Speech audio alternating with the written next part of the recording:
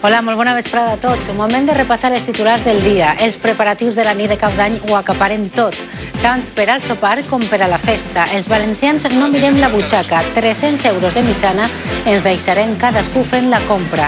Els mercats bullen d'activitat i als hotels, restaurants i cases rurals ja està tot preparat per a dir adeu a l'any.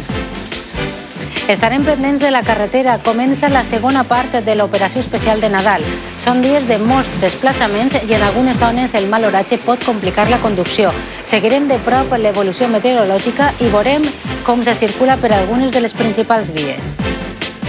També anirem en directe a Gandia per a veure com evolucionen les 32 persones que s'han intoxicat en una piscina municipal.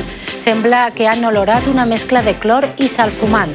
I vagin preparant tots les butxaques. L'any que ve puja pràcticament tot. El gas, l'autobús, el metro, els preus s'han disparat i pagarem més per les hipoteques. Els ho explicarem. Avui l'actualitat esportiva està pendent d'una decisió, la de Marco Caneira. O se'n va cedit a l'Sporting de Lisboa o es queda en el València. El jugador diu que si comptem amb ell es vol quedar, però a Portugal s'afirma que ja ha arribat a un acord amb l'Sporting. Ja saben, 5 minuts abans de les 9, la cita amb la informació. Fins després.